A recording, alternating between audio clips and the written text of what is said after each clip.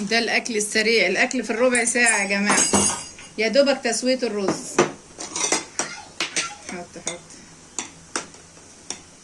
اكلة كده على قد الايد يا حبايبي، ما تكلفكيش اي حاجة. 10 جنيه. طب رز ام مالك؟ طب رز ام مالك يا ست. ام مالك اللي عامله لنا شوية الرز، بصوا حبة رز يعني ايه ولا كلمة اهو، ما شاء الله جميل ومفلفل ويتاكلوا كده ايه حاف والله اهو، زي ما انتوا شايفين كده زيت مظبوط، والرزايه اهي مفلفله معانا، وعامله لنا شويه سلطه اللي انتوا شايفينهم هناك بقى. طبعا يعني ام مالك عملت الرز وعملت السلطه، وانا شويت السمك ونضفت الفراخ. النهارده كان يوم صراحه، كان يوم صعب. بصوا يا جماعه الريحه دي، بصوا مش هتلاقوا في حته دي تانية غير الحته اللي عندنا دي. يا حته تحفه تحفه يا جماعه. السمك حلو يا حور صح؟ ايوه. تعالوا كلوا معانا. قولي يا حور. ازيكم يا حبايبي، عاملين ايه؟ يا رب تكونوا بخير. معاكم النهارده قناه مامة حور. ايه رايك في السمك؟ تحفه فنيه. وتعالوا بقى كلوا معانا واتبسطوا. يا ريتهم جنبنا كنا ادينا لهم طبق. اهو بصوا يا حبايبي السمك وجماله. الله. خد يا ام مالك. حطوا لنا بقى لايك وشارك في القناه عشان توصلكوا القناه. اسمعوا كلام حور. مامة حور. يلا وخدتي قاعده معايا يا جماعه. صباح الخير، صباح الخير على عيونكم كلكم. صباح الخير يا سلوى. صباح الخير يا حور.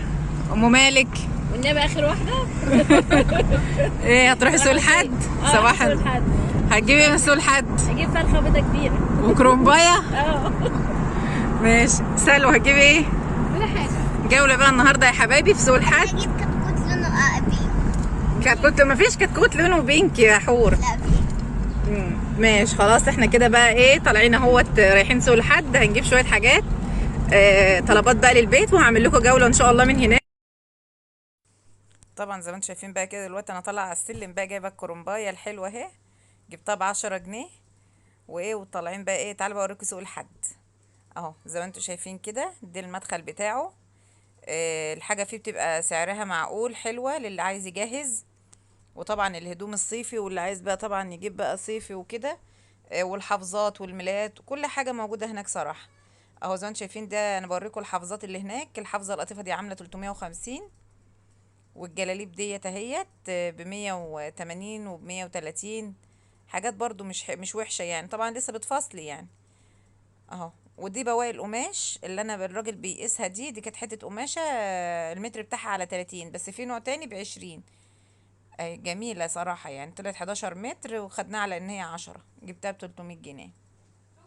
طبعا جبنا شويه تسالي للاولاد، وجبنا كيلو مش ب10 جنيه اهوت. وده بقى الشبار بتاعنا اهوت، الكيلو ب5 جنيه. قلت لسه هروح اعمل اكل يعني وكده، قلت لا اشويهم وشويه رز على طول اهو. حطيت حبه رده، وقمت حاطه فيه السمك، وحاطه طبعا هي الصاجه ام مالك حطيتها بتعمل الرز. على ما عملت الرز هي كانت الصاجه ايه هي تسخنت، واقوم حاطه اول ما تيجي تشوي السمك لازم تبقى الصاجه تبقى سخنه، علشان ايه ما يلزقش معاكي في الصاجه يعني، وما يتهريش معاكي اهو. زي ما انتم شايفين كده انا بقلبه، واكون بقى حضرت ميه، واحضر بس شويه ميه، وحط عليهم حبه ملح وكمون وشطه وعصره ليمونه ومعلقه خل كده صغيره، وهقلبهم في بعض عشان اطلع من الشاوي، اقوم حاطه فيه على طول. طبعا على ما نشوي يكون ايه معايا الرز استوى. طبعا وكنت قبل ما اعمل بقى السمك، طبعا نقعت الفراخ اللي انا جايباها، غسلتها وشطفتها وطلعت القلب بتاعها. وبعد ما خلصت طبعا غسلتهم بقى تاني كمان مره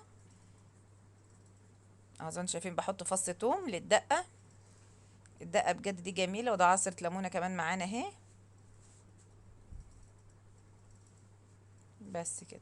وهطلع بقى من على الصاجه، وهقوم حاطه بقى ايه في الميه دي. بجد اكله يعني كانت حلوه قوي، وزي ما انتم سمعتوا طبعا حور في اول الفيديو اتبسطت منها ومن ريحه الشوي. عندي الاولاد بيحبوا ريحه الشوي جدا طبعا، وانا بشوي ام مالك طبعا بقى يعني لا انا عايزه اشرب شاي، انا ما شربت الشاي قبل ما انزل. فطبعا جابت كوبايه الشاي وبتديني منها، فقلت لها هاتي. فشربنا شاي، وبعد كده بقى هي بتعمل هي السلطه. قلت لها اعملي السلطه على ما انا ايه، على ما انا اشوي السمك. هم صراحه كانوا عايزين يعملوا فطار، قلت لهم لا فطار ايه، كانت الساعه بقت واحدة لان اتاخرنا صراحه. جبنا بقى كوسه وجبت ملوخيه، هوريها لكم دلوقتي. جبت 4 ربط 3 ربط ب5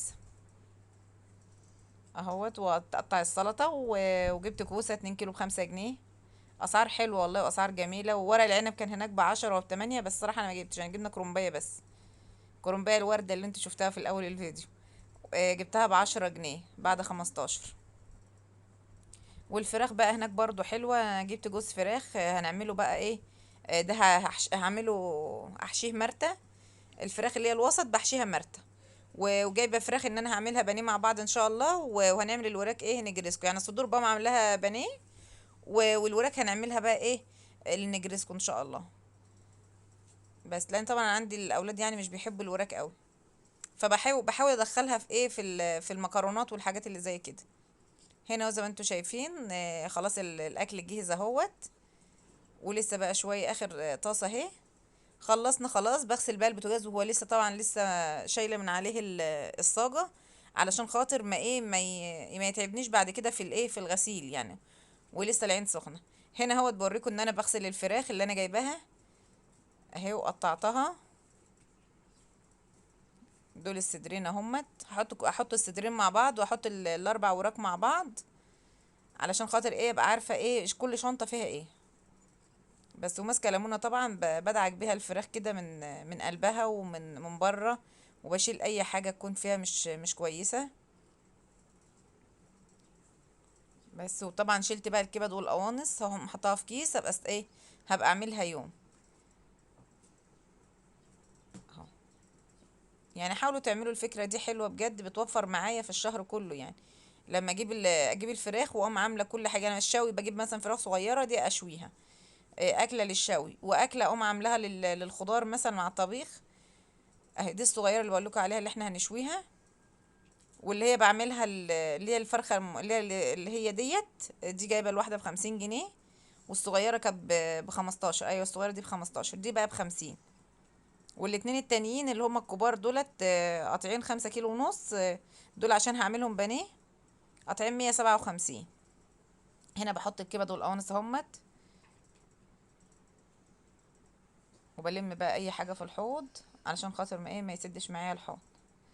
بس واشطف بقى الفراخ واحده واحده كده واقوم مصفياها هنا. هنا ام مالك جايه بقى بتساعدني بعد ما خلاص كنست الارض.